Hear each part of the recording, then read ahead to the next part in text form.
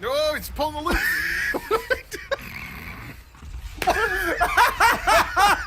What the fuck? Come on! He ran around you twice. And it looked like I was in a fucking whirlpool. What the? Uh-oh.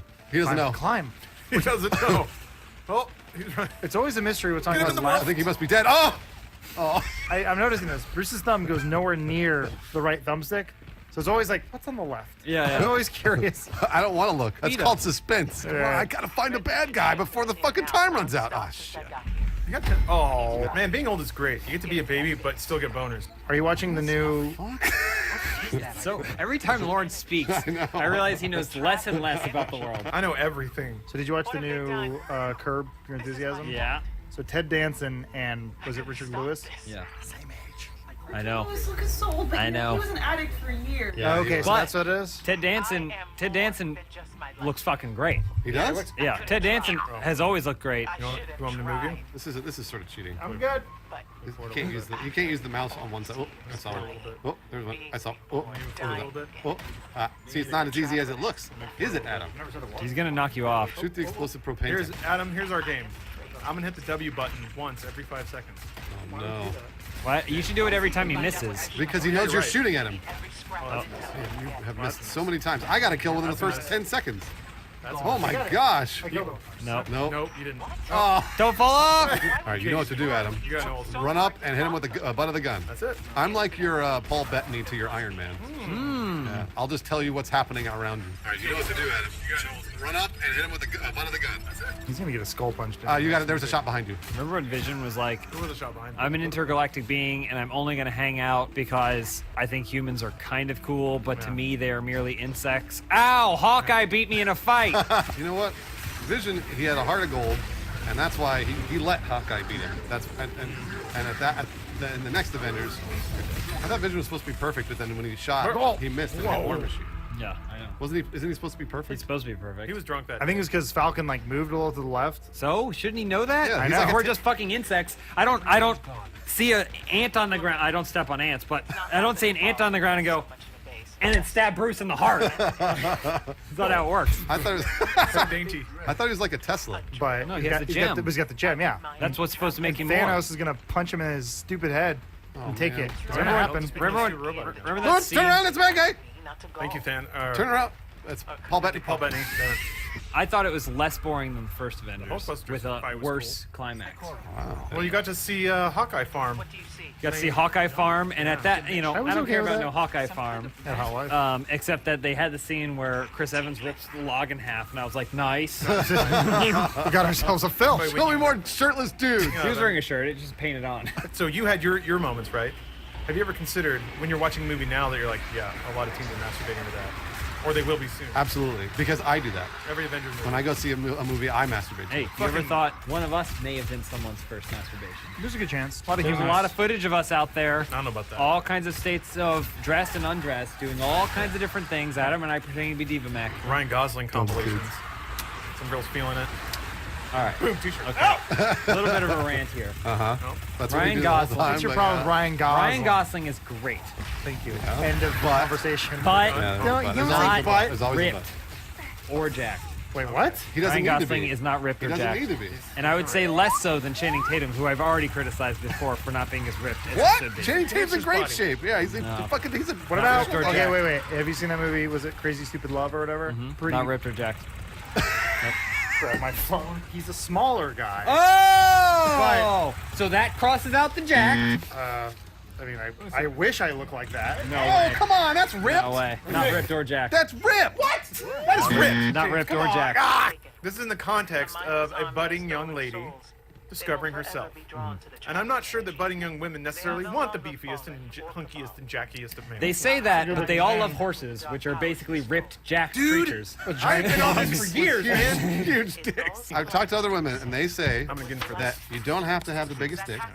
and you don't have to be shredded or jacked. Bullshit. I say, Mom, thank you. Come on. I think Bruce is the one who wrote this article I saw today. Uh-oh. What did I write? Well, it was on the Just Neck Beard thing subreddit. But guys, we can't make our dicks any That's bigger. not an article if it's just somebody posting. No. We can't make our dicks bigger. All right. No, you're right. This is from Maxim. Oh. It says women are happier when their partner is less attractive than they are. Says new study. Oh, fuck. No wonder they said it. Written by Bruce Green.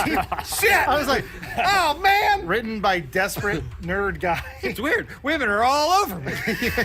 Women love Right, it. ladies? I don't get it. Women love dudes that talk about video games all day and complain on the internet.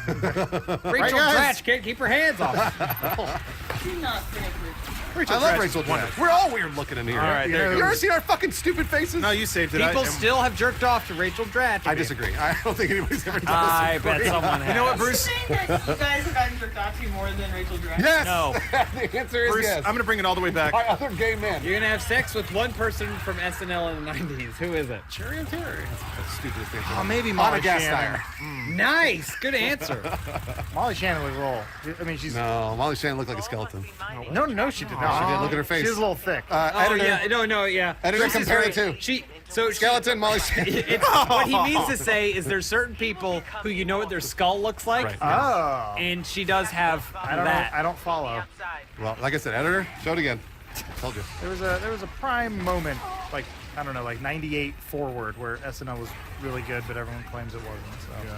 Well, everyone always in the present, everyone always says the past is better. Yeah, that's but true. then you move forward, and then you can actually judge it, Right. and it's like, oh, you're right.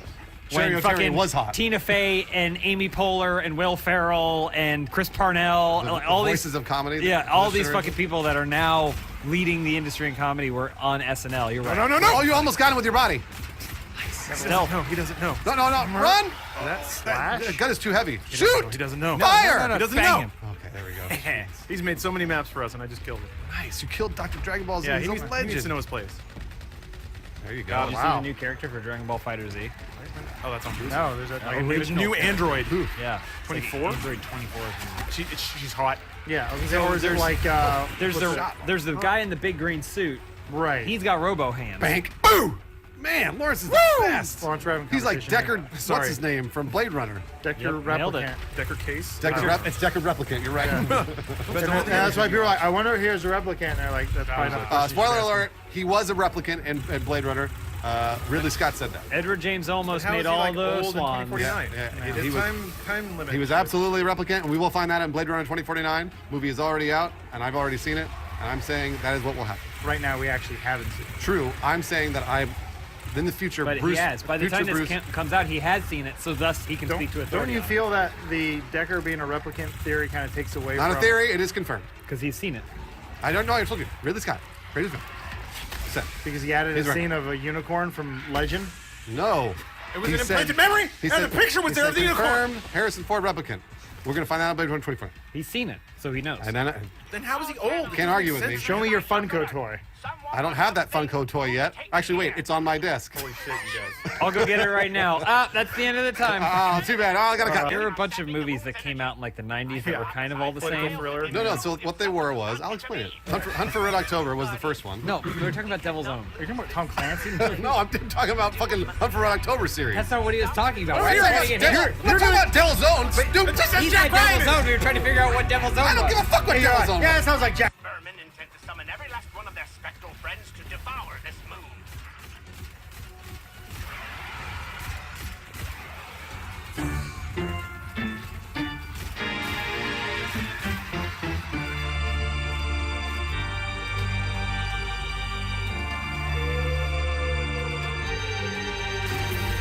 Hello, everyone. Welcome to Twits and Crits. We are Funhouse. Welcome to this new season of Twits and Crits. We're going to be doing something a little bit different. It'll be easy for new people to jump in here. It's going to be more self-contained kind of a thing. And there's a theme this season. There is a theme. Dark and interesting theme. The macabre. Mysterious. Yeah, it is mysterious. We are dubbing the season the League of Extraordinary Gyrement. Oh, our own Alex J. Look, it's all of our favorite characters like Quartermain, Woman. This is not representative of the series. Creature from the Black Lagoon. Black Lagoon, Creature. What is- Werewolf. If you're joining in for the first time, it's okay. You don't have to watch seasons 1 through 3 to be caught up and know what's going on. I'm going to jump into it. 5 years have passed since the battle in the skies over Periel, when the world was almost destroyed. The mercenaries turned heroes, known as the Twits, have long since disbanded their fellowship. That's us. Their leader, the dwarf paladin Myriadis O'Probles, returned to his village in the mountains of Yadrul. That's right, he's our leader. He wasn't even royalty. Having witnessed firsthand how cruel and unjust the world can be, Miri decided to keep being a hero and make real change in this world. So he ran for mayor. Oh, Jesus. He won in a record-breaking landslide. His unwavering overcommitment to honor, justice, and morality have begun to wear on his dwarven constituency. Oh, boy. Did he find a thick dwarven woman to spend the cold dwarven nights with? That's a good question, Miri. Maybe. Maybe. Miri, what's the toughest part about being mayor? I guess waking up one day and realizing you are mayor. That's very hard. I mean, he got elected mayor. Yeah, didn't you run a campaign? Do they Yeah, it call was all him kind of a blur. Mayor-itis? Myriadis O'Probles. You can't make everyone happy. Miri, as a paladin and a mayor, do you believe in the separation of church and state? Ooh, good question. This is like part of the debate that he had to do. Yeah. Oh, look, a landslide. Yeah, in the grand scheme of things, yes. Oh, he does. He does believe it. Government should be mostly secular. He said mostly, though. Yeah, that was a bit of a weasel answer. There's some legislation you can hide in there. Never mind. Meanwhile, the barbarian Direk Benslord and the eccentric fighter Raxon Bartooth, these two guys, Hello. they teamed up to become rogues for hire, employed by small villages and townships to rid them of unwelcome bandits and raiders. I mean, I wouldn't say that we teamed For a up. cost. Yeah. I kind of just said I gotta go make some cash. I had nothing better to He do. followed. Yeah. But I guess it's been working out. We've been making pretty good money. Yeah, I think I'm Captain Nemo. Yeah. So that's good. I only speak with a British accent. Which is who Captain Nemo. I like this British. And that's Sean Connery. Not even close. Isles? Yes, it's been quite profitable for us. Profitable, yes. We've learned a little bit of humility from our quest.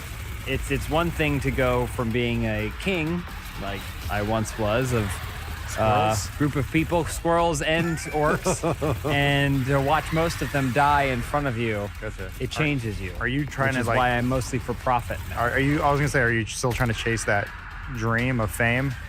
Like you're still trying to recapture some of it, even though you're getting older. Yeah, I think I'm gonna try and buy it now. Okay.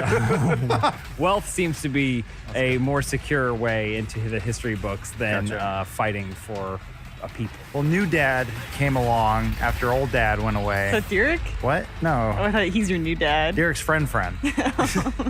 But new dad died, anyway. and so I inherited my fortune, and I put the estate up for sale. It's now a school for gifted youngsters. Professor Raxon, School for Gifted Youngsters? And I took. Well, he has a British accent and all Yeah. makes sense. But doesn't it? also, he doesn't know what gifted means. Yeah, I don't think he knows who They'll Sean like, Connery is. Yeah. He'll like see a kid, an orphan or whatever. We walking through the streets, he'll see a kid with one eye, and he'll be like, "You want to go to school?" Yeah. All the They mostly keep the house clean, but I use the funds to travel with my dog friend. Derek, in your 5 years of adventuring, have you run into any other odd human-dog hybrids like yourself? No, I haven't. I have run into both man and beast, but never the two in betwixt one another. I appear to be the only. I as suspected, I was the only one of my kind, because the reason I'm a half dog man is because there was an accident when I was a youngster. There was a pagan cottage that I was exploring, and because the other kids dared me, said I was too scared to do it, so I went in there. But while I was in there, I touched some stuff, and then it caused me to be halfway through the whole transformation of man to beast. And so, but yeah, I haven't seen anyone. I've kind of given up on finding anyone like me. A little sad.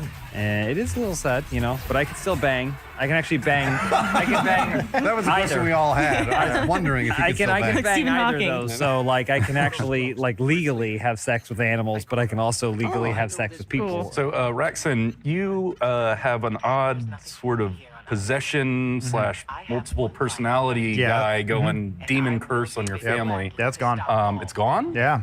Oh, wow. It died with Dad. Oh, my or died with goodness. new Dad. Yeah. So the curse has been lifted, and now the evil spirit haunts the gifted mansion. The wise talking halfling rogue Grimo Rudefellow, played by Elise Willems over there, returned to his mother and sister, who were faithfully awaiting his return to his beloved home, the Gyre. Mother and sister. I had no idea. Yeah, most people don't know about Wow. Grimo. He's got a mother and sister. Surprise! We all knew that. Grimo's fellow halflings were so impressed by his tales of adventure and fortitude that he's since become an esteemed figure in the local community. Diplomatic way of saying Grimo's now a mob boss.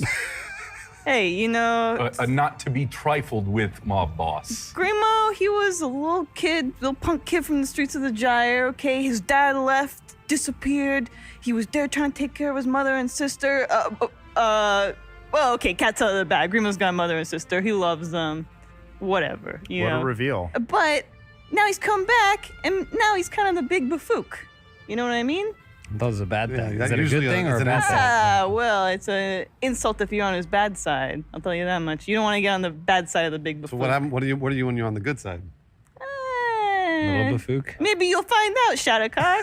Oh. You stumped But yeah, her. so Grimo, you know, he's in the Gyre. He's taking care of business. Now that you're a big timer in the Gyre and no longer just some little street punk, what do your mother and sister think about your new profession? You don't talk to my mother and sister, do you? I mean, well, Grimo, he's just doing the books. He just does he's an accountant. Okay. I do the other stuff on the side, okay? I'm an accountant. That's what I do. That's my job. Don't tell my mother it's just nothing, okay? Okay? Just keep it. I won't tell them. Don't tell them nothing, okay? Have there been any ladies in your life in the last 5 years? Yeah, too many to count. Too many accounts, so I couldn't tell you. But I thought you were an accountant. What's your favorite sex move? Yeah. The perpendicular. Emphasis on the dick.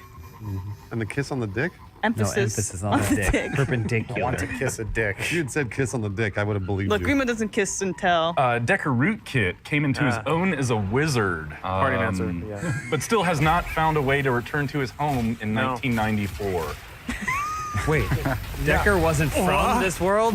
I know. I had my So secrets too. perfectly. A man trapped in a different time and plane of existence. He's making the best of it. He's now the proprietor of a 24/7 bugbear rave. He's the party king, fueling his patrons with song, mirth, dance, and some other substances. Yeah. Decker, you were once a social outcast. Now you're a party god king. This is true. Do you still plan to find a way home, or will you permanently stay in this alternate reality where you are Mr. Cool? Well, Did he write that? let me tell you, Dan. Being the coolest guy in the entire world. Mr. Cool. Being Mr. Cool, as they call me. Dr. Cool, PhD. Dr. Cool's my dad. It's not as great as it sounds. Decker is, at this moment, a man adrift. He lost his greatest companion, his laptop. There have been some whispers that your rave is a cover for a cult that you're starting. Are there any truth to those rumors? Listen, no one starts a cult. Just someone happens to have a message that people need to hear. Don't you just give all the bugbears drugs? Yes, I do that a lot. Keeps them docile, and they really enjoy my label. I started a label. I don't know if you knew that.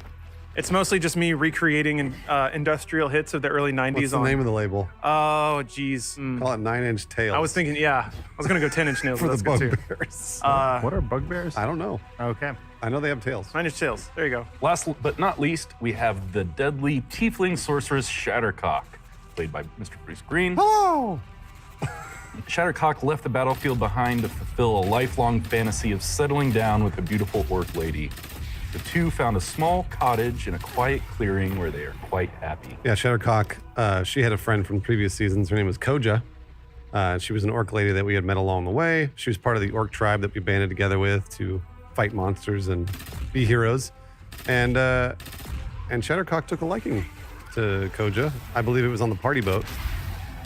During that party is when they first fell in love. And they met eyes and they danced and writhed and thrusted and ground. There she is. Shattercock has always been a little jealous of Koja because she's always liked Koja's hips. And Sure. That's what I think women, by the way, just so you know. Oh my God, your hips. That drew her. That drew her to Koja because look, if she can't, you can't beat him, you got to join him. So That's her sexual orientation. If you can't beat him, join him. Nice. If you can't out-fuck him, fuck him. exactly. We just couldn't fathom being with a male. Oh, absolutely. Are you kidding? What's better than one woman? Two. Okay. That's fine. Yeah, two. That's all right. They've just been kind of whiling the time away out in that cottage. They've been trying to get pregnant. Let me tell you. But it ain't working. Figure it out. It ain't working. No matter how hard they grind those things together, nothing's happening. I absolutely miss the life adventure, but you know what's better than grinding away on the mountain trails? Grinding away on Koja. On our happy trail. On Koja's happy trail. Our story starts in Miriadis' little village of Yadrul. Or actually, it's underneath the Yadrul Mountains, excuse me, right over here. We are in the southeastern section of Pathlar Borea. Yeah, we're going to get going. I rule. Yeah, drool. Hidden away in the deep caverns of the mountains of Yadrul, the dwarves spend their days extracting precious treasures from the mines below and enjoy their nights at the local inn with a cup of mead in hand. There he is. There we go. That's where he is. One morning, Mayor Miriadis is seated in his hall knitting sweaters for the young dwarf orphans when a strange elf girl arrives begging for his audience. Are you knitting? Sure. Oh yeah. Here, get you another pencil. He's knitting. I'll get. Oh, thank you. Now knit. Yep. So this young girl arrives begging an audience. The raven-haired young elf rides confidently atop an old elk with glowing eyes. I beg an audience, my lord. Let her speak. What say you? Just still knitting. So Yeah. the elk kind of sweaters just like Just a pile of really bad. Arm, another arm. I'm getting better. I'm learning. All right. Those poor orphans. Greetings, O great Miriadis O'Probbles. My name is Nima Harcourt. I am here in desperate cause to beg your assistance. Nima kicks her leg backwards over the elk, drops to the ground, kind of slides off real smooth. I live with my father in the castle Darkhaven, south of your river, beyond the sprawling woods. The Baron Walter Grinamorte is a good man, kind to the townspeople of our home Wallachia, and a loving father, albeit lonely since my mother's passing. About 6 months ago, a strange old woman arrived at our castle. She and my father had a heated exchange, however, I do not know what it was regarding. He sent her away. Now I find my father to be a changed man. He retreats from human contact and prowls the underground, muttering to himself. 2 days ago, he disappeared altogether into the bowels of our castle, a labyrinth that spans miles below the earth's surface. Songs are sung and tales are told of you, brave Miriadis, you and your band of noble adventurers. I beg you to come to Wallachia and help me save my father. I will offer you anything your heart desires. Treasure, power, my hand in marriage, maybe. Your father was the Baron, or is the Baron? My father is the Baron. Oh. Do you like sweaters? Walter. Because you ain't getting one. This is the trademark questions from Miri. Which one's the father? Oh, wise mayor. Yeah. Won't you help me, please, rescue my father? I do have sweaters to knit, but I'm real busy here. Mayor Miriadis. who goes there? It is I, the orphan puppy. Look her in the eyes, Miri. Her name. Yes. For the sweaters, ready for this winter in the mines. You have us working so hard. Oh no! He's a slave driver. It's perhaps a sweater or the helper. Puppy, Yeah, here, the this one's orphan. kind of mostly done. Oh, Throw it to her. Miriadis. Now I know why you won by a landslide. Thank you. Thank you. Watch out for those landslides in the mine over there. I will. Thank you for the sweater. Carries it away. That's why you gotta mine him out. They travel by landslide. Two of Miriadis' guards burst through the door and run up to his throne. Punch Poppy in the stomach and kick. Yeah. How'd you get out of the mines? Oh, I'm so sorry to interrupt, Miriadis O'Probbles. but we have a matter on our hands that also demands your attention immediately. And they turn to Nima and, pardon us, ma'am. Last night, our hunters were out in the countryside when they picked up 2 mercenaries who were burning child killers at the stake. Morality aside, isn't it your opinion that criminals should be tried and punished within a court of law, and it was not up to these men to take the law into their own hands? The other dwarf kind of steps up.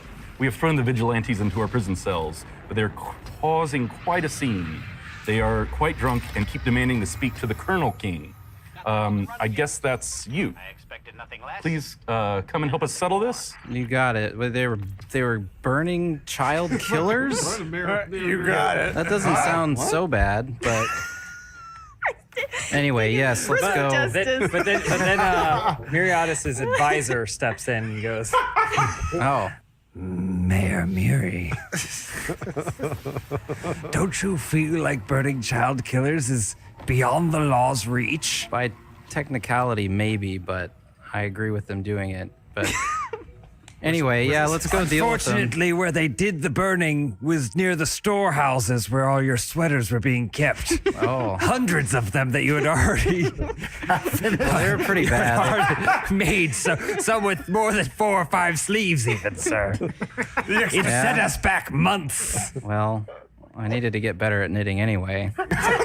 Quite. The maddest answer I've ever heard. Yeah, why don't you come with us, Nima, and we'll see what these ruffians are about. We can deal with 2 things at once. Right before they Come leave, along. you hear a voice from the back. Marianas, it's your wife! Your wife appears to be calling you, sir. Marianas, I'm soaking wet! And I need to be fucked!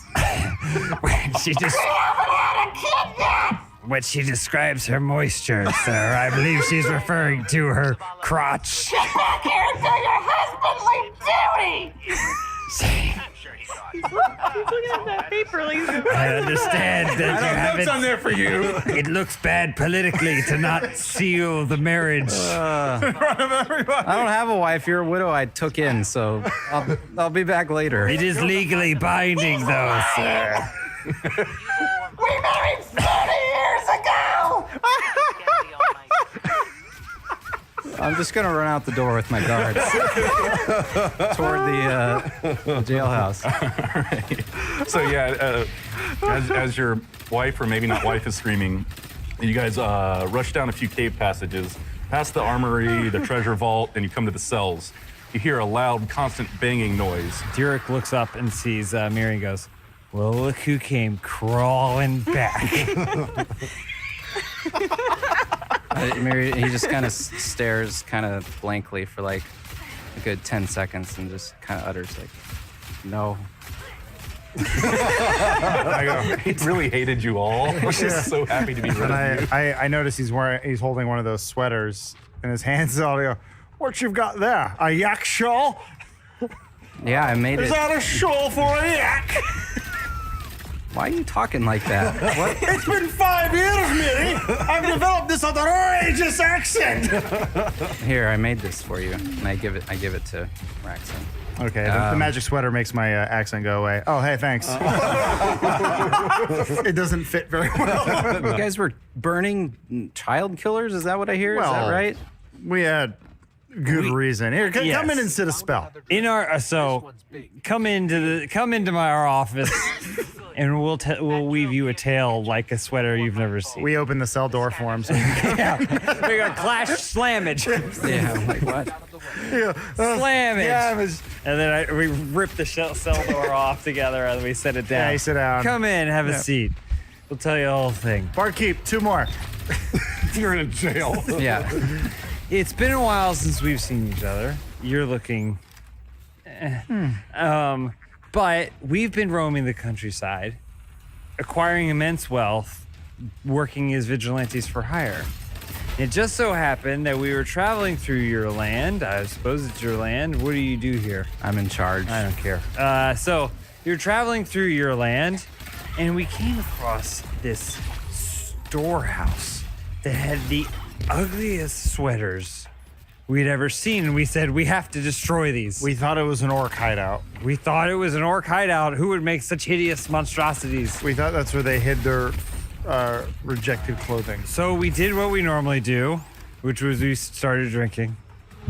And then one thing that some other guy showed up and they said, hey, those sweaters are for children or something. Nima steps up and kind of to Mary. She's telling the elk. Yeah.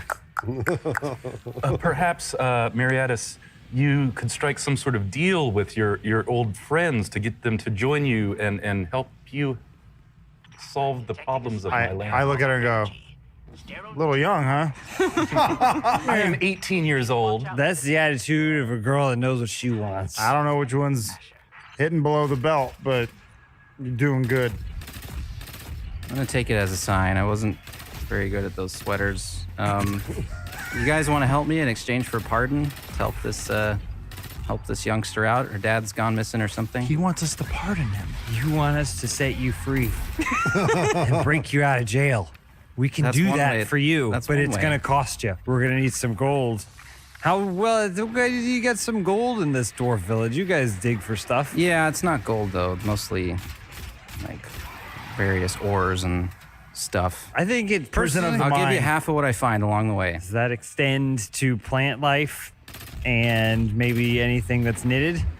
Yes. What if it's already half a sweater? I turn to the elk and I go, Nima, where's the gold? Is there, are we heading to a place where the gold? Is there some sort of reward?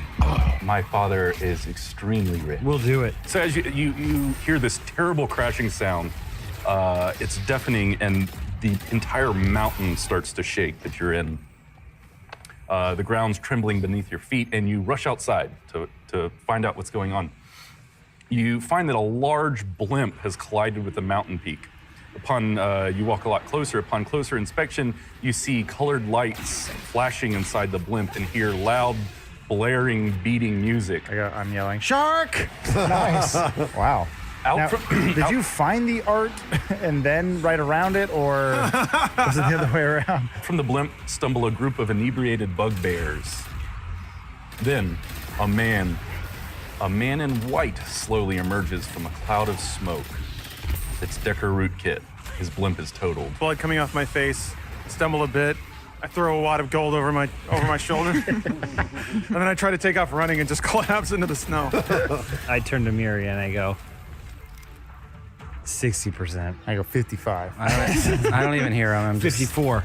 I'm just staring deadly at Decker, and I utter no. Yeah, the fire from the crash starts to actually ignite all of these really valuable trees that are on top of your mountain as well. Valuable trees. My jacket was on fire.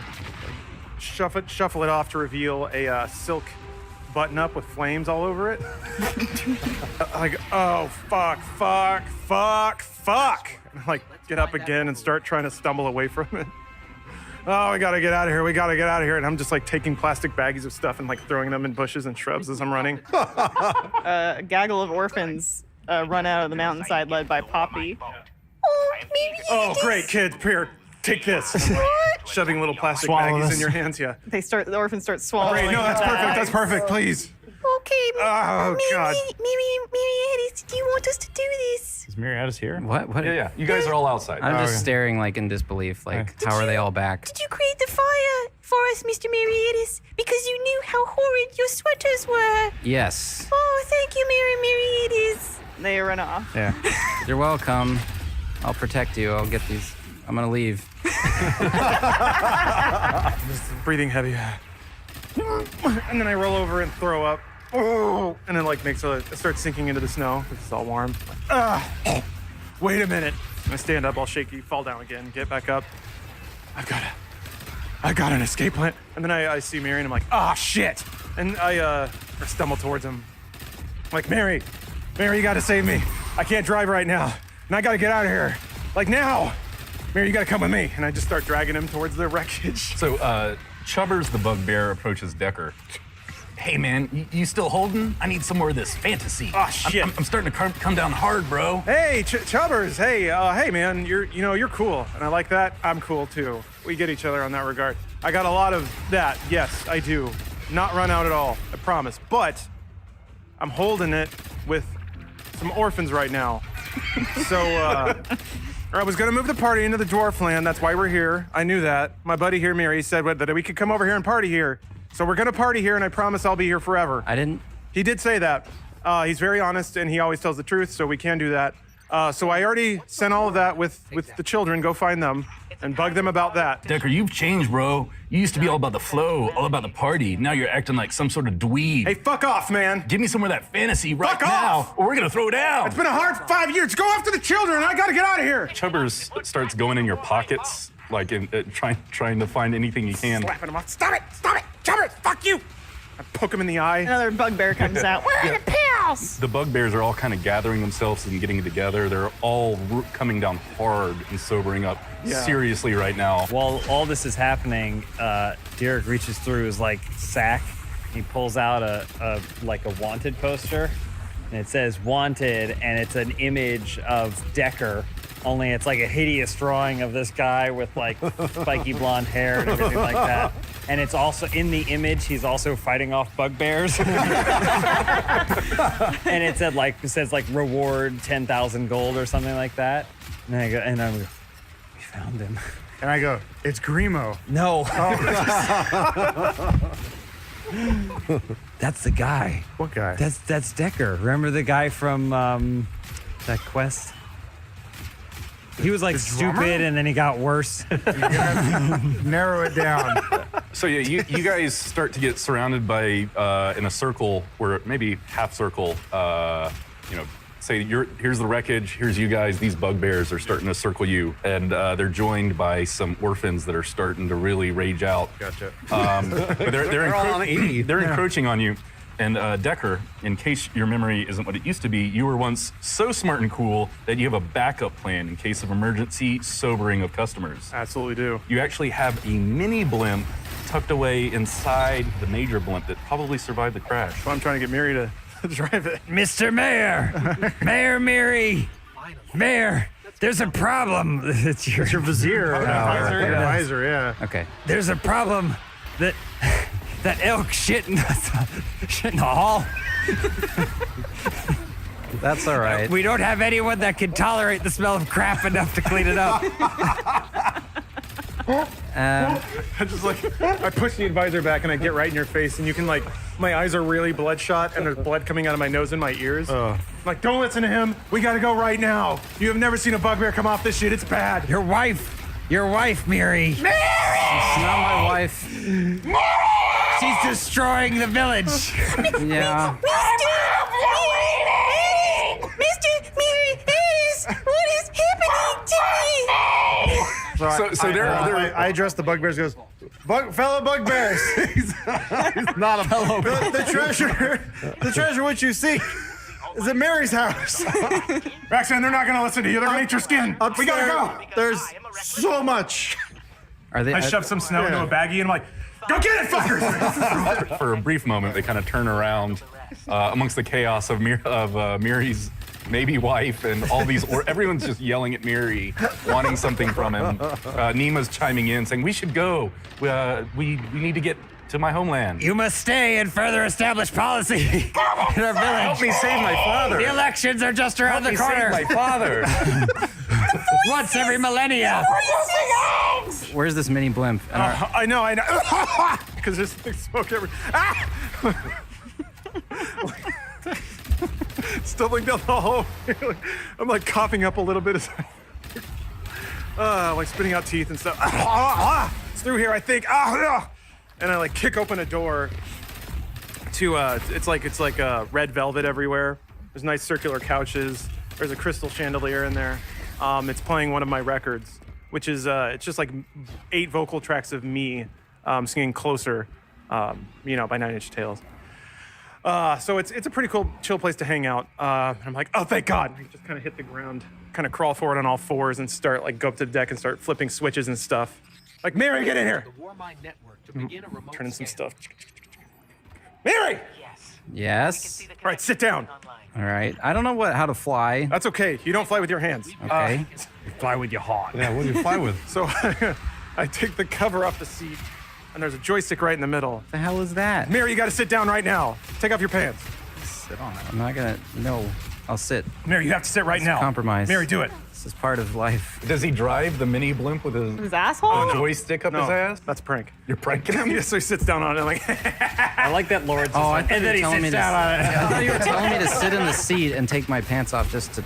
Then he never wants you to mind. sit on the joystick. yeah. But he's pranking you. The mini blimp kind of just shoots out the side of the regular blimp. Mary, come back! So a landslide starts to shake at the top of the mountain, and starts coming down in your direction. Not again! Oh, the policies! The blimp floats away with you guys dangling from the rope ladder, and the landslide kind of wipes away a bunch of the orphans and bugbears. Oh, Mir's wife too. We don't know about her. They could have, the orphans could have made it, but they were, the sweaters were too heavy. They couldn't. I imagine get away. Mary Addis's wife too. She was chasing him, but she was so big and she's in a wheelbarrow, and someone was running her down. You guys are traveling for what feels like days. It's not days. At first, you were probably down with Decker's DJ skills, but you soon grew tired of his shtick. Soon. So Nima walks up to Decker and goes, "So you know the location of the gyre? Hear the voice down there. You know how to get us to the It's gyre?" loud. It's so loud. And your fellow adventurer Grimo, Yeah. we're getting the gang back together. How do you know how to get there? I've been around. Okay. I'm kind of a cool guy. I partied everywhere. And I owe a lot of money there, so I know to never go back. We're already heading there. They all found the map. I think we're here. So yeah, you guys arrived to the gyre. The gyre is not exactly how Grimo described it over the past few seasons. It's a shithole. The small halfling homes are decrepit and dilapidated, most in severe states of ruin and disrepair. In place of grass or dirt, the streets and yards are covered in cigarette butts. The sky is filled with smoke, so much so that you have a tough time landing the blimp. Decker, or actually Miri, flying the blimp, roll a 20. 14. All right, yeah, you actually come down for a pretty smooth landing. He's a natural. With his ass. As you walk through the streets, you're met with sneers and scowls. Some of the halflings run into their homes and slam the door behind them when they see you. The town cheermeister, Fatty Lipowitz, whispers to his cronies, pointing in your direction and flicking a cigarette. I guess I knock on a random door and go, excuse me. Hello there. Yes, big man. I put my foot in the door immediately. Jamming your head. I'm sorry, that was a ruse. We're looking for a man named Grimo. Have you heard of it? Grimo Rudefellow. I don't. Last name? Was that the last name? I didn't even know. think Grimo so. is a common name in Gyre. There's Right. like 3,000 Grimos here. Sounds right. How much sex has he had? Probably a lot. He's a big shot around here nowadays. Can't be him. Wouldn't be him. No. Can't be him. You are looking for Grimo Rudefellow. He has pull around here now. After his Not a legends mayor of too. personally saving What the does he? world. What does he pull? Like a trowel or a? Is he like a donkey more like- type job? More like favors and Like you know, a prostitute? jobs. Definitely prostitute. Prostitute. Okay. Probably. Which whorehouse does he work in? It's the purple one, like 4 doors down, right Purple across the street. whorehouse. Purple Got it. whorehouse. We're on our way. Thank you so much for your time. And my trilby. Derek goes up to the purple door, bangs on it. Okay, it opens right up. There's a man standing in the center, sunglasses, and just staring straight ahead, doesn't move. Just standing in the doorway. So we're looking for a little annoying guy. Sorry, it's vague. We're looking for a average height, leather jacket wearing, grease, smoky. You notice everything you're saying. He's not comprehending, staring straight ahead. You can't see his eyes. Corner talks like this. A little bit. Kind of. Kind of. Yeah. Got a weird. It's been a long time. He or she has a weird accent. It's hard. Loves horses. He pulls out something from his pocket. It looks like a weapon. And he goes like this. He whips it out. And it extends. And he taps in front of him. Oh, Yeah, he's deaf. A wizard. Who now? Oh no. No. Who now? Sticker's just laughing in the back. You know what? Maybe it's the wrong house. Who did? I take his other hand and I put it on Miri's face and I go, "It is I, your son." I'm back after all these years. But I think he's deaf, so I'm like, fuck me. I'm speaking it on his face so he can hear the reverberation on his bones, so he can kind of feel it in his head. And then, yeah. and then, and Derek takes his other hand, and goes, he'll make you a sweater.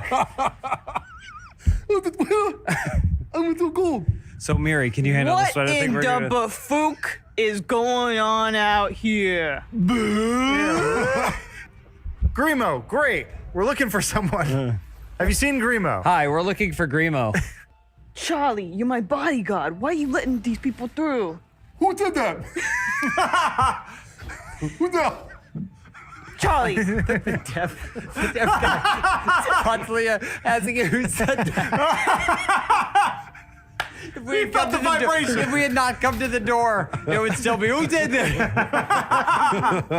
Charlie, here's $5. Go feel the tits of the one with the raised areolas. Thank you both. That was a 1. Go to the whorehouse. Come on. He walks away. Hello, sir. We are looking for Grimo Rude Fellow. You know I am Grimo Rudefellow.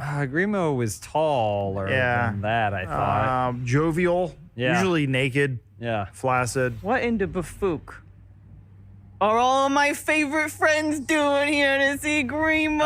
Hey, Grimo. Grimo, he grabs Derek around the waist. Grabs Derek around the waist and he squeezes his tail. Is this Miriadis? Wouldn't grabbing him around the waist at your height be like right in his dick? Yeah, he squeezes his tail. I thought Grimo was the one without a hand. Yeah. Was that Grimo with the stick? With Roxanne, he gives him a hearty handshake. And we're just still like, I don't know who this is. Hey, he gives Miri a chest bump. Give him a little chest bump because they're on the Yeah. Similar height. This is Miriadis. Why don't you say your name? God, Grimo. Okay, you guys always having a good time. I forgot as soon as I heard it. This is what best friends do. I can't believe it's been 5 years. I can't believe you guys will come all the way here just to see me. I got Miri, Roxanne, Derek. Excuse me, but who is this? Is this a friend of yours? No, that's Decker. Decker Rootkit. Guys. What You can read the shirt. in the bafook are you doing here? He owns a blimp now. Falls down. Well, half a blimp. Yeah, I know he owns a blimp because I've been giving my stash to his people, but he ain't giving back. Oh, those are inside orphans. They're buried. That's not true. I have a lot of money, and I will pay it all back. It's all tied up in the label right now. Decker, we've been doing business for a couple years now. Mm-hmm. And you know what they call me around here? Yeah, I've heard it a couple of times. The Big Bafook. Yeah. Call me the Big Bafook. Do Well, you know that's why one they of call me that? It's one of the words in its name. Yep. Because I don't let any Bafook think they can get past the Big Bafook. Mom, I need more money. I need more Yeah, money. go to get the one with the raised areolas. I told you. Here's the... But you know why else they call me that? She's my favorite too. Call me the Big Bafook. Because I got a big heart. Come here, you old SOB. We hug. Dick to We hug. face. Over Yeah. her back. Man, I can't believe you were doing the like not paying me thing as a joke. Yeah, 'cause, that was a like joke. between friends. Oh yeah, boy, we Oh, sure. you got me, man. You got me. Yeah, so we're doing another quest, and since we're good friends, we should do that now and not think about that other thing. Know what I mean? Sure, but I can't go with you on a quest. We really need you. Please. I can't. I'm running Jaya here. I got the Please Jaya. don't leave me alone. There's no way. You think Fatty Lipowitz can handle this kind of intake here? No, we're working the fields there. We're making product. We're pushing it hard every single day. You think Fatty Lipowitz can handle it? I don't think so. I approach Grimo. I go, stranger, I know we've just met, and your town is quite lovely, but we need your help, whoever you are. I turn to Roxanne and I go, God, this whole thing is so pretty. It's pretty embarrassing. It's Yeah. probably. I'm just glad that I'm here and not at Shattercock's wedding, because that would be that. There's no way that like this can be worse than that. That's got to be a think- disaster. And considering we have so many invites, yeah, I can't see ourselves being there right now. no, absolutely With this not. sort of situation happening. This is embarrassing. I'm just glad we're not at Shattercock's wedding. Well, what are you talking about, Shattercock's wedding? Who said what? Oh, now? I'm sorry. Short, tiny person. That isn't Miri. Shattercock is a dragon lady who we quested with one time. She was a hero to the people. She was a hero, kind and just and magically imbued with powers She can climb that were walls. useful, unlike Decker's powers. I am aware of who Shadowcock is. Well, this person that you don't know ended up settling down in a Why quiet was the proof? cottage. Where's the invitation? Where's the wedding invitation? I've got a few I here. mean, I don't know why she'd send wedding invitations I have like to strangers. 16 invites that have been Yeah. coming via. I'm DJing it. Yeah. I hand you a flyer. Okay, well that I actually got this one. I don't think it was meant to be sent to me, but it says to Grimo. give me that. Grimo. Prude fellow. Yeah, so she's Bodyguard, can I talk to you for a second? Is that like blind Okay, talk? it is settled. My bodyguard and I will be accompanying you on your quest to Shadowcock's wedding. I will. Yes. Well, You don't will. you have to tell the bodyguard, right? We're going.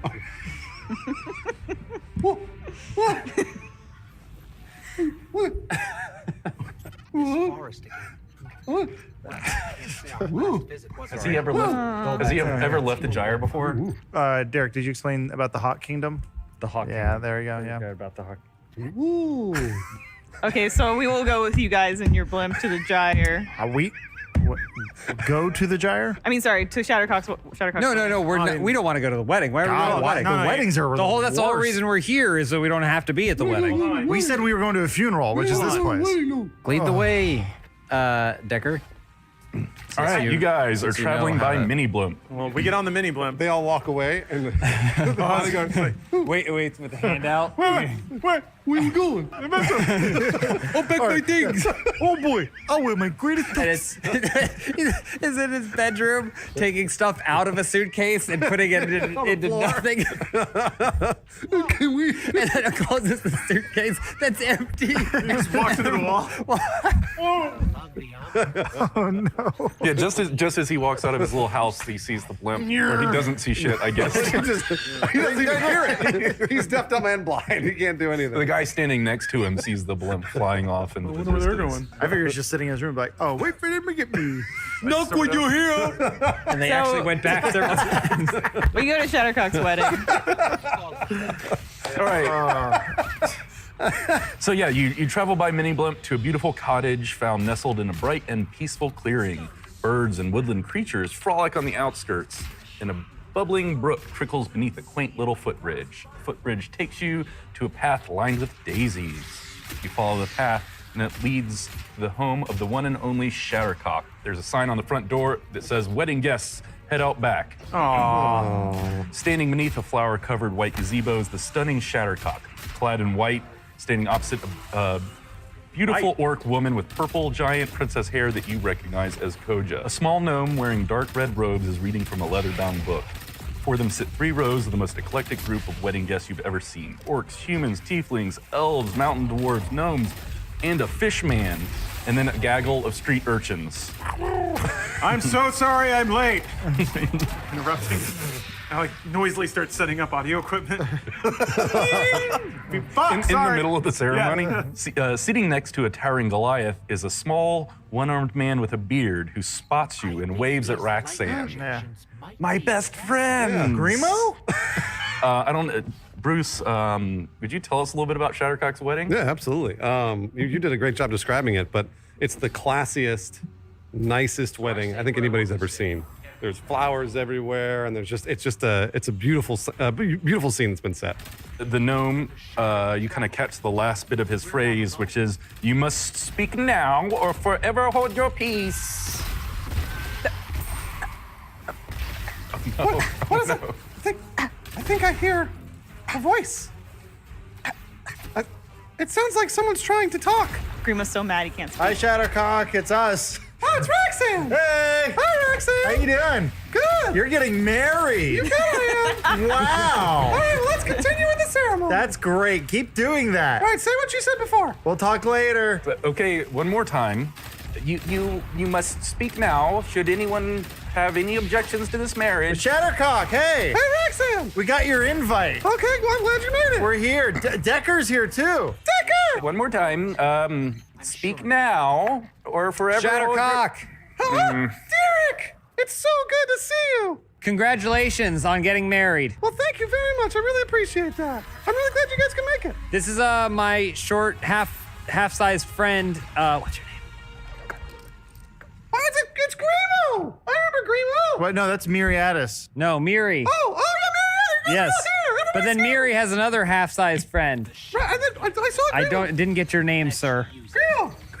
Do you have something to say?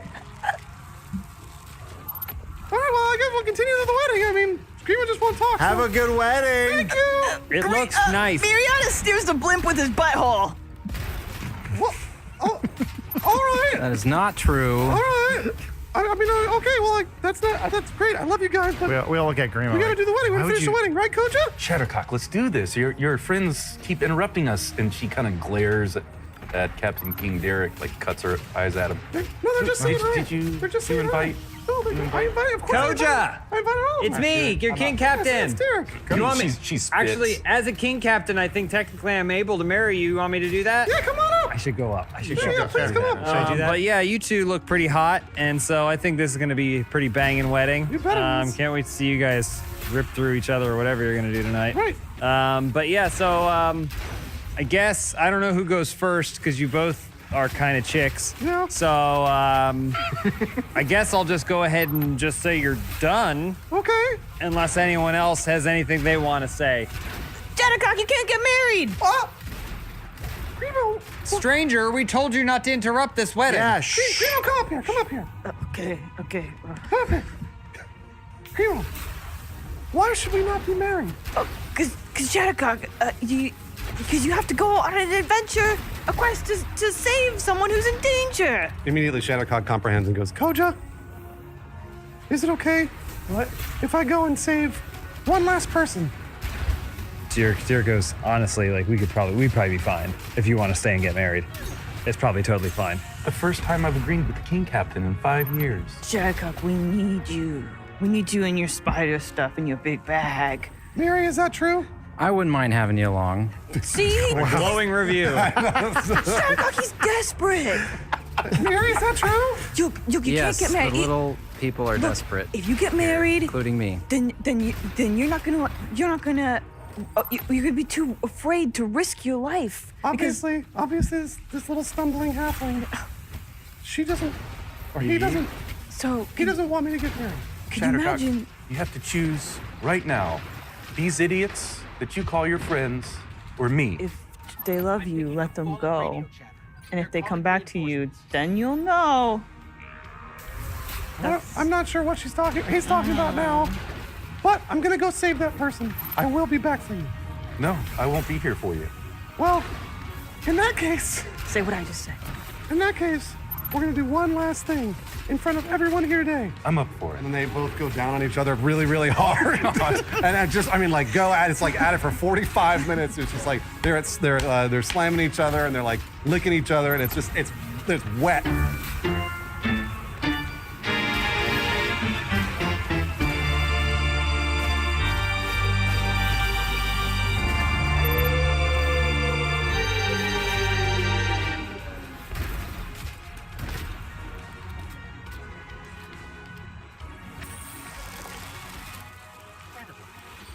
That was a test. I think we aced it.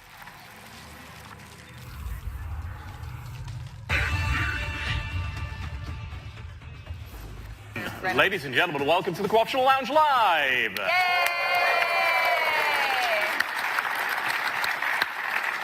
For those of you who have never seen the Co-optional Lounge before, this is something of a mix of board games, there's no board, and improv comedy. We're going to be playing a few different games for you today.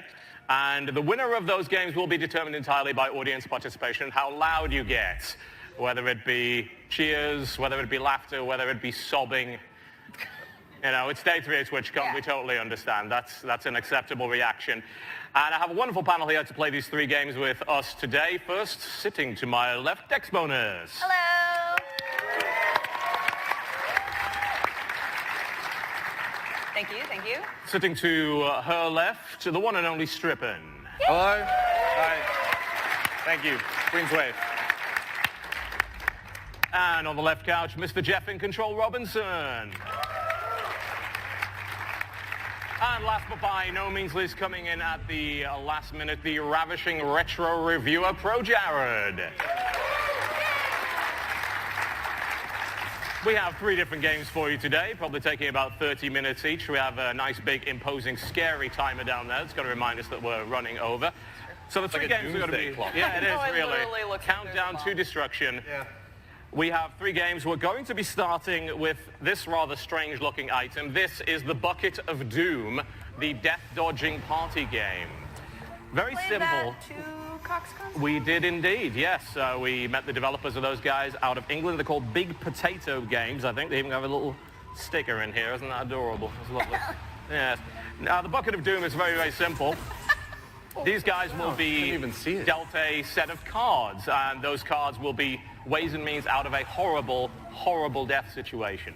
Nice. You will have to choose the card that you think is most appropriate or useful for escaping your doom, and then explain in a satisfactory manner how, say, a piece of pumpernickel bread could assist you from escaping a scenario in which you've got a cucumber jammed up your ass. It was an accident, honest. It won't come out for love nor money. A good question. That is not what I expected to read over your shoulder. Well, there you go. We're starting off strong. Surprise, surprise. All right. I thought you said death situations. That doesn't... I mean, there's a cucumber eventually stuck up your butt forever. Eventually. There are going to be complications associated with that. 90% water. It's going to break You won't be able to poop for so long. It's a problem. You'll die. It's a genuine issue. Yeah. So I'm going to deal 5 of these cards to all of these wonderful players right here, and they can use either side of the card, whichever they would prefer, and hopefully they'll be able to come up with something acceptable. We're just going to pass them down. Yep. All right. I'm going to give you 5 each. They're double-sided, so you can choose whatever you like. Oh, okay, we can choose either side. Yep, yep. And if that's not true, I'm just making the rules up as I go along. It doesn't really matter. Let's be honest, we're not playing this competitively. However, you are going to have to deal with a horrible situation. You're in the ER with chest pains. An X-ray reveals a parasitic alien living inside you, ready to burst out. You're going to have to find a solution to this quandary in your hand somewhere. And whoever is ready to go first, they can feel free to raise their hand and begin their pitch to escape this horrific death. Easy. Okay. No problem. So you chest say. Pains. Yeah, chest pains. As a body. Yep. Probably don't trust the ER to get an alien out. It's beyond their expertise. At this point, like when you got that kind of pain, you need a more primal solution, but you need to get it out, right? Right, so yes. what better way to burrow inside of yourself than having an angry beaver just gnaw its way through, get that cavity open, find the sumbitch, and rip that dude out. I already own an angry beaver. Really? That's why I have the car. So Okay, right, fair enough. I don't need the ER. I got this golden. Like they gave me the diagnosis, and I've got the solution. I'm gonna go. I can find, I can think of several issues that will come along with that. For instance, angry beaver, not known for being particularly hygienic, probably didn't scrub up before it went into the ER. Right. Worth noting that you could end up dying from some sort of secondary infection. Could be a problem. Might be able to dig it out, but you may also die of blood loss. You got to consider that. I can improve on it. Really? Can you do better than that? I can. So, what do you got? This one is going to use a little bit, you're going to have to be a little bit more free when you kind of consider this. It is 2017, so I'd ask you guys to be really progressive. Okay. So he's got an angry beaver. Like that's all kind. That could be a death card in and of its own. It can, yes. I suggest. Mine is, and again, hold your comments till after. It's a horny ferret on a leash. So I'm glad we're all couple going of things. for like animal. Animal-based solutions to our Total Biscuit modern-day talked problem. about how it could be dirty. I would suggest that it's on a leash. It is domesticized. It's Ferrets are surprisingly clean animals. They're very clean animals. Yep, sure. I made that up. You're playing the right game. Yep. So very similar situation. I think it would make point of entry. This could be a rectal entry. This could be chest. Any orifice, really, that's more Also, convenient. between the two animals, a beaver, a little bit more expansive, a little bit wider. True. Tougher to get in there. Ferrets, cylindrical, very easy to get inside of your body. They're very adaptive for that kind of situation. You're right, the right kind of shape and size. It's been proven. It's in science. Yeah. You can go right to the source, but the other just fucks you. I mean, I don't remember the last time I was fucked by a ferret. I don't know why he's making arguments for my case, but that is one point that you did sort of conveniently ignore, is that this thing's a bit of a horn dog, right? It could be a problem. Honestly, what's one of the feel like it's best gonna get ways to get through a surgery? Yeah, it may get is not to have sex with a ferret while this is going on. Yeah. Not as much laughter or support. It's okay. There was not as a progressive crowd. A little bit in the center, though. I did see my ferret lovers in there. That's good. Yeah, a little bit of it. I just think basically all of his arguments plus cleaner, more domestic animal. That's fair. So that's I can definitely see why that would be helpful. Yeah. But Strippin, do you have a better solution than that? For me personally, it's going to come out. I don't want the hassle. Adoption papers. So it's someone else's problem. No, not mine. That's pretty good. There we go.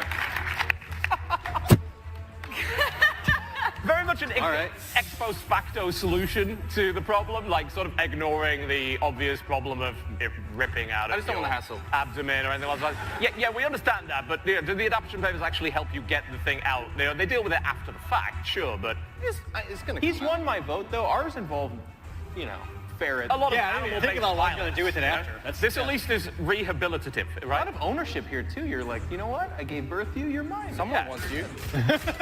Someone will always love you. There is. It's just not me. No. And it's good that you recognize that very early on, so that someone else can give it a better life. Helping out two people there. That's it, by the way, for Strippin. That's his whole argument. I mean, it's not a bad one. Yeah. It completely ignores the problem. The card explains itself. Thank you. Thank you. I would like to double check with my husband. In fact, is this the one that wipes your brain? I'm gonna hop off. Yes. Okay, great. Go on. So it's an alien parasite, right? It is. So I'm gonna just go to the Men in Black and say, hey, can I get your neutralizer? And I'm gonna wipe the parasite's whole shit. I'm gonna be like, you don't know what's going on. To wipe your memory of. I mean, this thing is alive. It True. has memories that can also be wiped, and it came here Goku style, and it was told that it needed to do a thing, and I'm gonna wipe its brain, and that way we can take it out safely, and it's not gonna suck on anybody's face. It's gonna be like, I don't even know why I'm here. I mean, are you afraid it might panic in the process? Without having any clear direction, it might do even more damage. Sure, fair.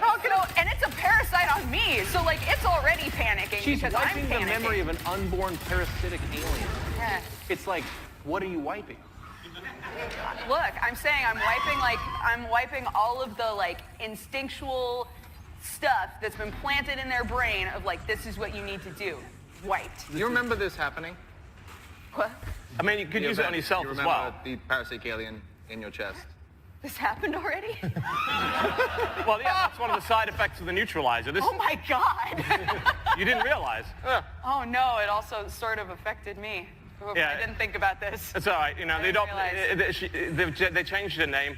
And she's gone to a loving family now, so it's okay. You can move on your other life. You don't Look, need to worry about it. together, we wiped its brain so that it doesn't continue trying to destroy humanity, and it also has a loving home. That's fair enough. I don't think any of these is a reasonable solution, but the audience may very well disagree with me, and they're going to determine who wins this round. So, do you believe that the solution to this parasitic alien attempting to burst out of your chest is an angry beaver? One guy in support of the angry beaver. What I like about it though is they started to clap, and they're the only one who were like, no. He went. That's it. He's like, Jared, I love you, but sorry. I tried, my dude. I tried. I think we can safely say that is not the winner of this round. That said, 40 ferrets on leashes. Yeah! That's like 3 people, and they full clap. That was a good one. But are you concerned about the future well-being of this alien and its adoption by a loving family? Everyone needs a home. Sarah, everyone needs a home. I feel like that, yeah. And you completely forgot her answer, since it was a neutralizer, so I think by default... When did I get here? What are you even doing here? I want to see if it's more than Jared's, though. All right. Men in Black 2 neutralizer? Oh, my God. You guys will clap for anything.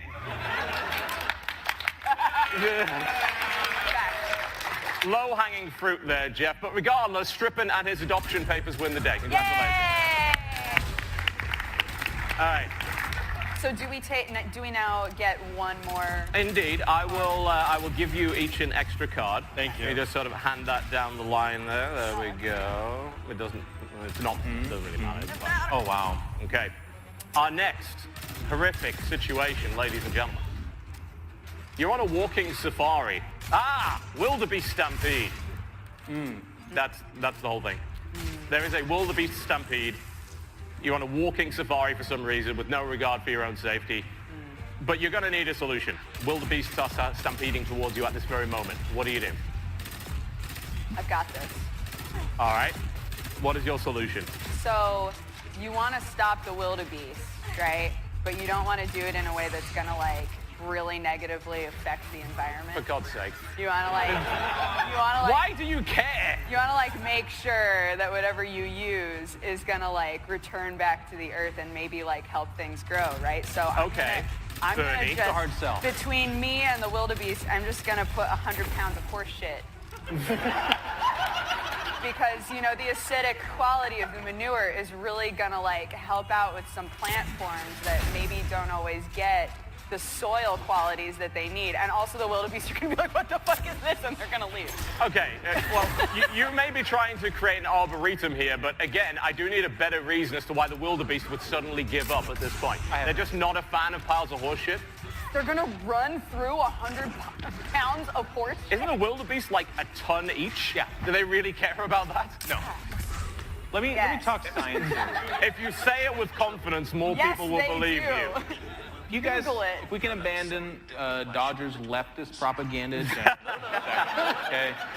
I want to drop just a metric horse-ton shitload of science and logic on you guys. So mammoths, or no, what are they? I just killed my wildebeest. Okay, forget about mammoths for 1 second. Okay. I mean, I don't know if I can do that. I'm always thinking about mammoths. What is a wildebeest if not a contemporary mammoth, though, right? Kind of get yourself there mentally. Right.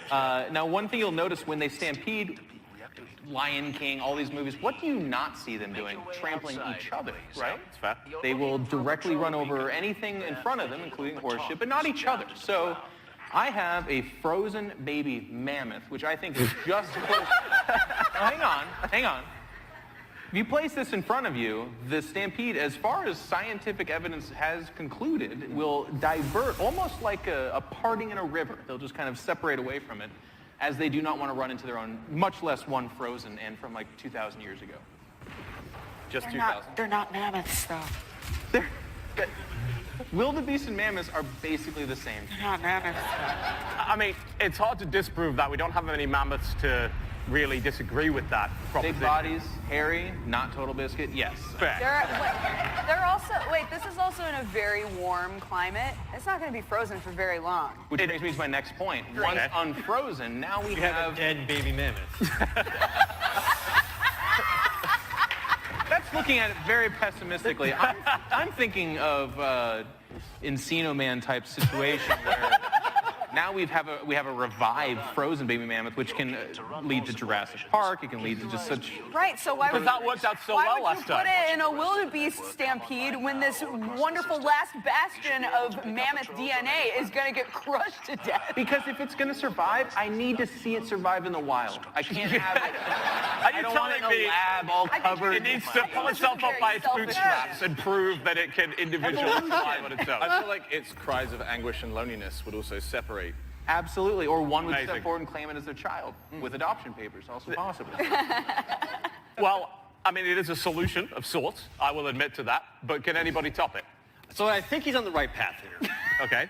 Not the whole mammoth situation, but wildebeest, when stampeding, they're doing that because they are escaping danger. All right. What they want to do is get away from danger. So if there's danger coming to me, all I got to do is divert them away from me That sounds using reasonable so danger. far, yeah. Perhaps say one of their natural predators. Okay, such as? So I have a depressed circus tiger. Work hasn't been great. His boss has been really harsh on him. He tries his hardest. He's got 1 foot out the door, but he kind of needs the money. You know why he's depressed?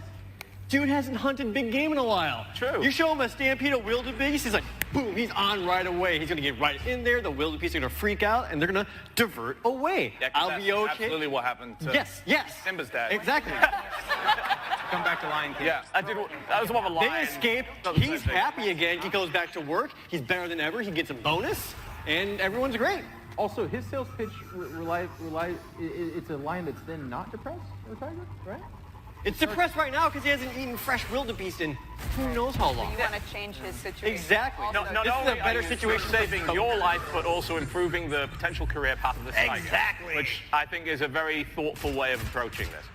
Also, And you know what? power Mufasa. After he eats, he's gonna go We're back. back to the leftist propaganda. Indeed, yes. Okay. He's gonna eat. He's gonna go back to the circus. He's gonna get the bonus. He's gonna have that employee review, and his boss is gonna look at him and say, "Hey, you know what?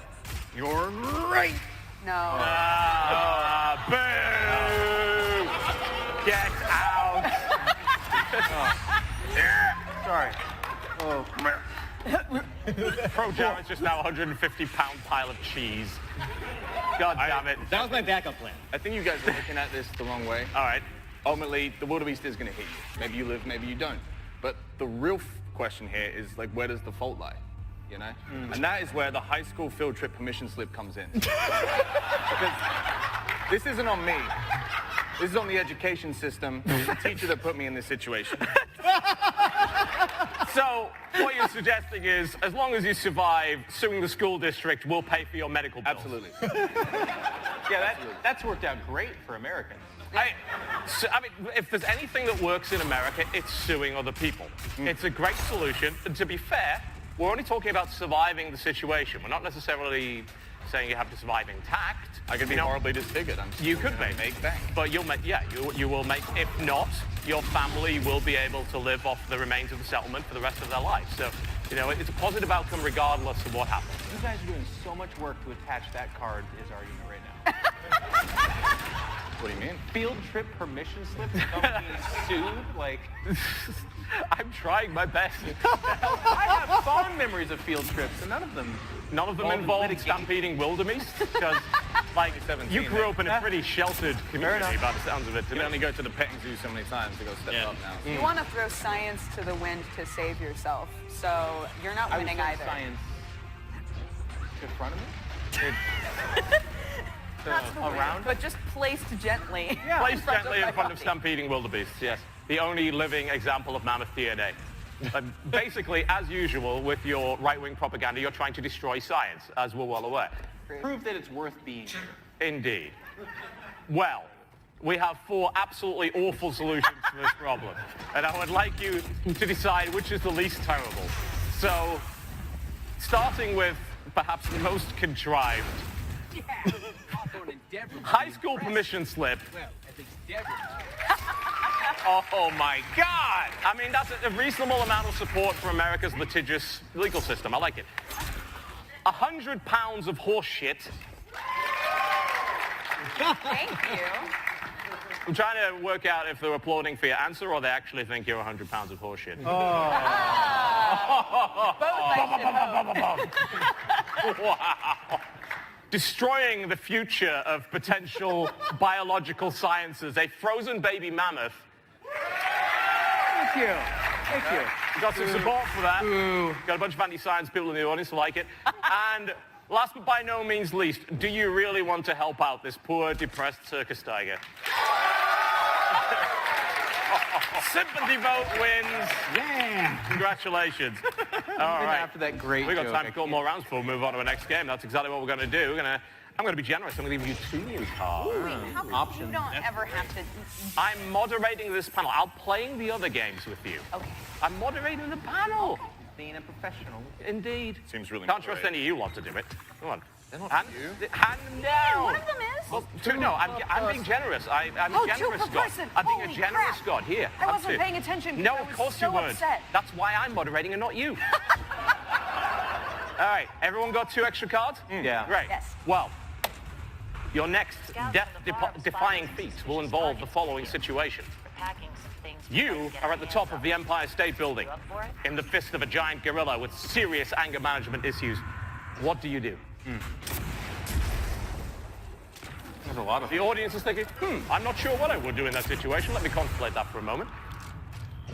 Jared, are you about to ruin everything? No, everything's great. This is perfect. So, I'm at the top of the Empire State Building. Yep. Angry monkey coming Big up. gorilla, huge gorilla. Doesn't like being called a monkey. Definitely doesn't like being called a monkey. So So what you do, whenever everyone does, is at the top of the Empire State Building, you're like, on the observation deck, you're looking over. What do? you're throwing something off, right? No. And you can kill That's him. actually illegal. You can hear kill a man. Yeah, you will. Exactly. That's why I you have don't do it. $5 in coins. So They're all nickels. You might as well die No, anyway, as like so the kill monkeys, as many as possible. Yeah, as the monkey's coming up, I'm just I don't like think that little works. bullets just coming down. I think he's already in his fist? I don't know, but I'm going to reiterate that he is. Oh, I'm in the fist? You are in the fist. You're very much in the fist. All right, he's got tolls to go through. Wherever he's taking me, there's a lot of expensive systems. Like, hey man, I can at least, get me out of your fist, and you can at least save yourself some money on tolls. Man. So you're trying to bribe him with $5 worth of nickels? Yeah. I'll tell you. We can't use pennies at the toll. I'm not 100% convinced. I'm pretty sure his transportation wasn't fit in a New York parking spot anyway, so I don't know about that one. We'll have to see. Maybe the audience disagrees. Jeff seems to have a few ideas of his own. He blunted my brain with that argument. So it's kind of like, that's a fairly common reaction to being around Jared for too long. Now, again, I'm going to use science here, and it was fairly popular, although it did lose to whatever that argument was. Wow. Giant gorillas with people in their fists really appreciate kind of a certain type of physique. We have Godzilla to go off of. It typically ends up being a woman, a curvaceous one. I don't remember the last time Godzilla picked up a woman and carried her around. I think you're thinking of King Kong. Isn't it King Or Kong? Definitely Godzilla. What? No, it's King Kong. No. But King Kong's the gorilla, which is what I meant. Yes. I said Godzilla. Sorry. Yes. 100% not that. So much science in here. And I can understand, Science fiction. To be fair, you do need a very high IQ to play this game, so. Appreciate it. So it is King Kong that I'm talking. It is, yeah, of course. Now, one of the best ways to draw his attention away from you and perhaps save your own life or give him something else is with a late 70s edition of Playboy. There's a few arguments to be made here. Okay. Okay, it's not just with that they bated have breath for this. curvy women as kind of their feature, which, again, we know through movies to be something that they're He does tend to have a certain type, that's fair. enamored with. Yeah. Together out here in the wild. There's actually, More supplies. gosh, this is tough. There's an argument I want to be making for this, but it's hard to make. You guys got to laugh in support of this, okay? So women in Playboys in the 70s also had a lot of body hair, and so do gorillas. Okay.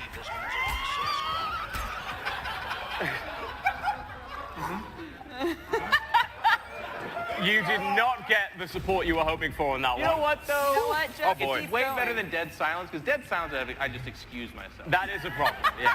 That is the last thing we want. I'm all I don't grossed like out. it, So that's it. That's all I time to got. leave. I'm going to pull a strip and just kind of set the card down and hope that you guys shed mercy on me. Fair enough. I'll give you $5 for that Playboy.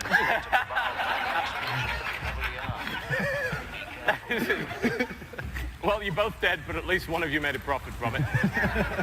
Sam, you could surely do better than that. Well, I'm going to continue my philosophy of being a realist. Realist? I'm not in a good position. No, not really. And so I think I'm just going to toss out like a missing person poster in the hope that someone would give a shit.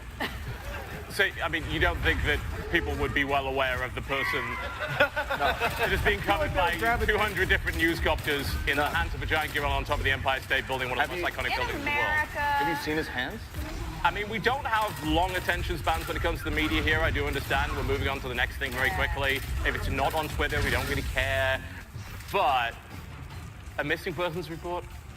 No, it's just a poster that I made.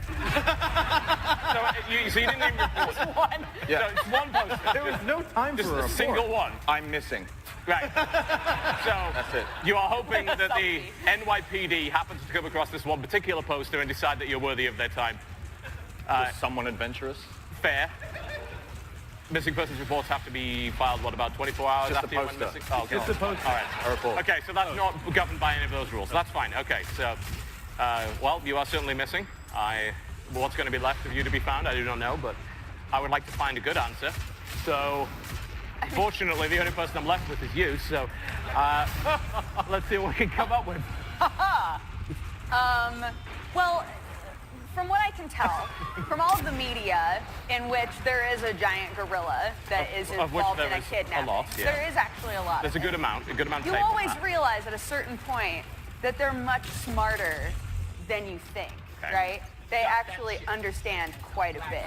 So I want to just like take a second of their time while I'm just, you know, about to be crushed to death and show them a copy of the National Enquirer and try to convince them, you know, you don't want this because like you're gonna wind up in here and it's gonna be bad. It's gonna look really, really bad for you because like they already tell all kinds of lies. Like this is already a You're like a terrible Jehovah's situation. Witness of giant gorillas. But like, I just want to like take a second and talk to the gorilla, like About the optics of the situation? and be like, look, man, this is already bad, and you're probably gonna get arrested and put in giant gorilla jail. But we can make this a better situation by just like hopping a few buildings to the right and crushing the National Enquirer. You know, I think that's worth applauding just on the basis of the destruction of the National Enquirer. This took a turn I wasn't meaning for it to, But I don't think there's anyone in this room that's going to object to that idea, so that is fair. that way he'll be a hero in the end. Yeah, I mean, you're dead, but you will be remembered forever as someone that made America a better place, so. You're in his hands. You're helping. I know, I'm part of it. I'm going to jail too. This was all a conspiracy from the very start with this damn gorilla. The destruction of the media in this country. The fourth estate has been wiped out. It wasn't that funny. She strongly disagrees with that. You're not. So, ladies and gentlemen, they're all somehow in the fist of a giant gorilla. Kidding? That gorilla is really pissed off. And the solution... Still laugh? Yeah, she's. Yeah, she's not. She's gone. She's checked out. And Ignore me! What do you mean? it only took 27 minutes to break her. We've got 62 minutes left of I this know, show. oh my god, I need to get my shit together. Continue. Okay, well, will $5 worth of nickels? No, it won't. $5 in coins doesn't sound too bad right now, huh? You'd rather have that than be here, I can guarantee. A 70s copy of Playboy. Makes sense. Rest in Makes peace, sense. Mr. Hugh Hefner. It's a master class, yeah. It is, yeah, read it for the articles, absolutely. Strippin, your solution wasn't really a solution per se. It was to let at least one person know that you're missing. Well, it's a poster. They can see it. Most people can see it. It's a good poster. And in terms of Dodger, she was conspiring with this gorilla the entire time Don't. to destroy the National Enquirer. Thank you. Which, to be fair, is probably only one of those solutions that would save a life. So she wins by default there. Congratulations. Thank you. What? Well, yeah, she was conspiring with the gorilla the entire time. Yeah, we were buds. There was never in any We're real gonna danger. Take down the system. Probably at least 100 employees inside that building. Look, no one said they weren't given fair warning. They should have evacuated. It was a You have predictable to save outcome. yourself, not save everybody else. I did what I had to do. And we all view you as a hero for it. Thank you. Right, that, ladies and gentlemen, was the Bucket of Doom. Was a good 30 minutes of absolute nonsense. But to get this off the table, we're going to move to our second game. The name of this game is Fun Employed. It looks something like this. There we go. It's a game successfully launched on Kickstarter, and it is an interview game of actual jobs and absurd qualifications. So, what we have here is, for this game, I'll be playing the role of the employer. And these guys will be playing the role of applicants for the wonderful jobs here at Co-optional Corp. And they will be building a resume from a big pile of black cards right here. Now, the reason we have this table is not just to store boxes on, because we can throw those all over the stage and nobody really cares. But what we can do is we're going to be setting up a grid here of 10 cards that these guys will be able to pull from. So they're each going to be dealt 4 cards each, and they're going to be part of their resume. You're going to look at those cards, you're thinking, some of them, these are terrible. I can't make a good argument with this. You will be able to take from the center row a card to replace it. You can take as many cards as you like to replace it, up to 4. And Not as many as you like. not really, up to 4. You know, there are limits to our freedoms, Jeff. And once you have your 4 cards, got your resume in order, and you're all going to be doing this at the same time, by the way. So if you see a good one that actually makes sense, I'm going to grab it. Oh, yeah. So we're going to have, you have to come and dash over here and grab them. Great. And then I will be revealing the job. We can take 10 cards here. 4, 5, 6, good luck. 8, Thank 9, you. 10. All right. Sam, your job is to set up a grid of 5 cards and then 5 cards, 2 rows. Okay. And everybody else is going to be dealt 4 cards here. They're face up, right? They will be face up, yep. All right. They're going to be face up. So 4 cards for you. Yep. 4 cards. You want me to read them out? We will do that. You don't need to do that. Okay. Because we're going to be grabbing Face from up? there. Oh, no, these are the ones we... Okay. Yep. So we're going to give you 4 initially. So you're going to have to use all of these cards in your resume, and you're going to have to explain how each of them would somehow be useful to the job.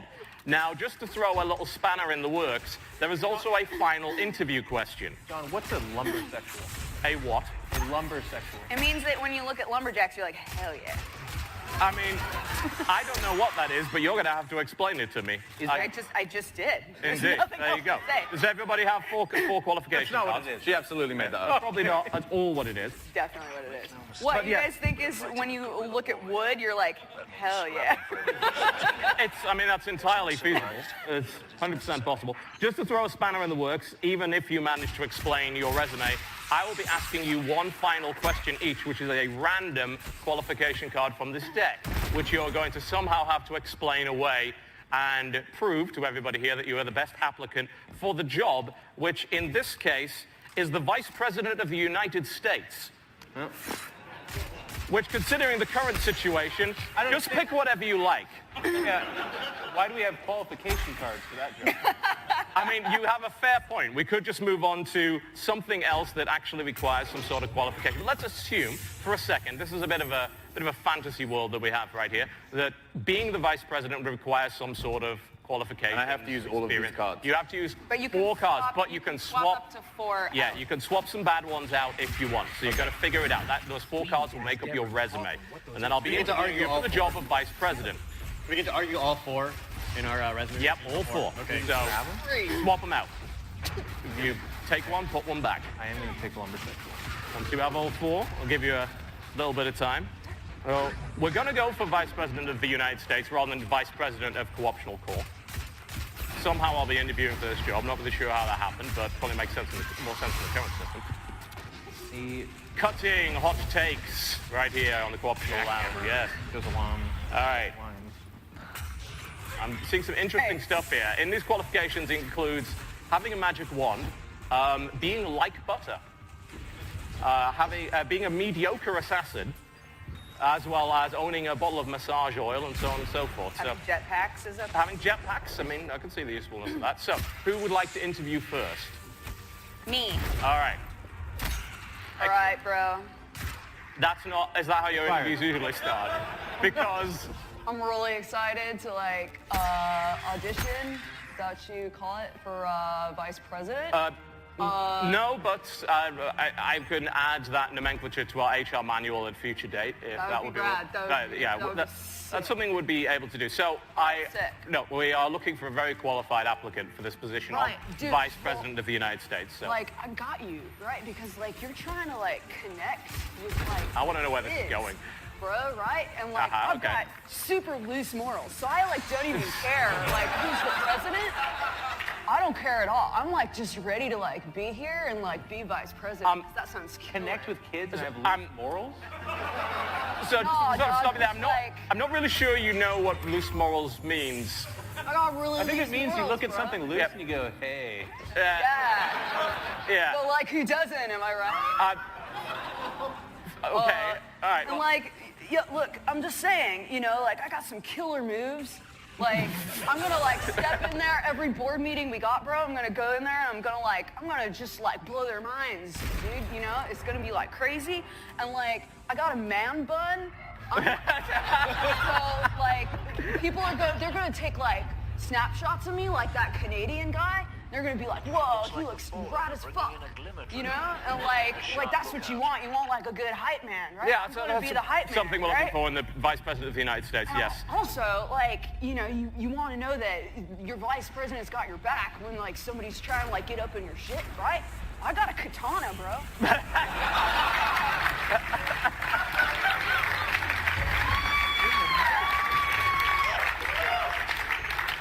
But like, I feel like I can really kill it at this job. Hey.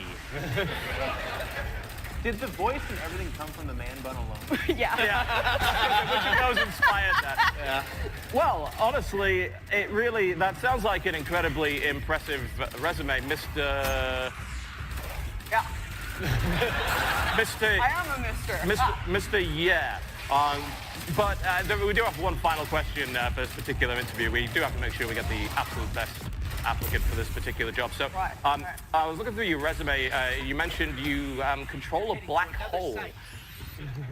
Look, dude. My dad, he like left me this black hole when he like went off to get cigarettes, and like it's the one thing I have of his, you know. And I keep thinking I should like get rid of it, but like apparently they're like dangerous and shit.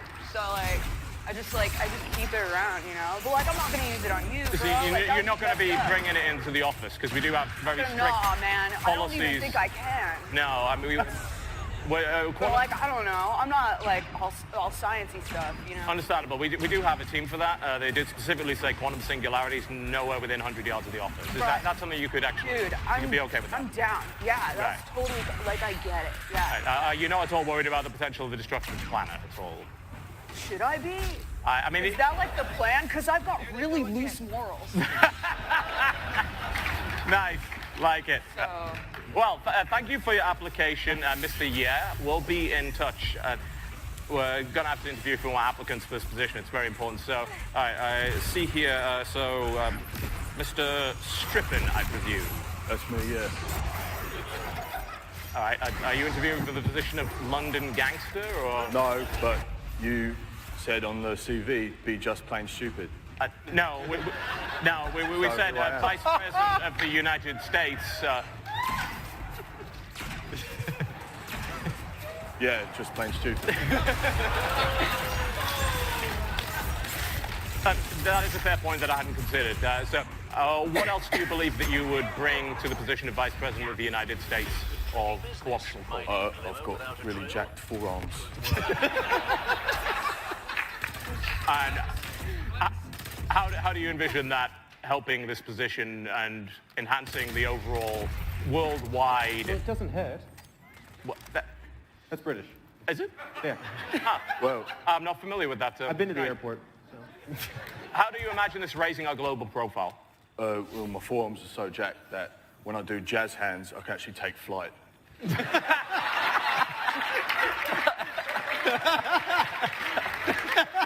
That would save us significant cost on private jet and flight expenses. Yeah. That's a reasonable argument to be made there. That would provide more value for the shareholders. But I would like to know, there is a final qualification on your resume that you mentioned there. Could you explain that for me? Yeah, I'm a macho man. A macho man? Yeah. Do you want to be a macho man? Do you envision yourself in 5 years being a macho man? Yeah. Excellent. Good. Glad to hear that. Well, there was a final detail that we checked out there that kind of got flagged up by our HR people. I just wanted to clarify that. According to this, you have a black belt in something. You didn't mention exactly what. Gains. What is required to gain a black belt in gains? Dirty bulk, pull-ups, push-ups. Jazz hands. Right, so you're going to need full pass to the corporate gymnasium. Right, excellent. Good to know.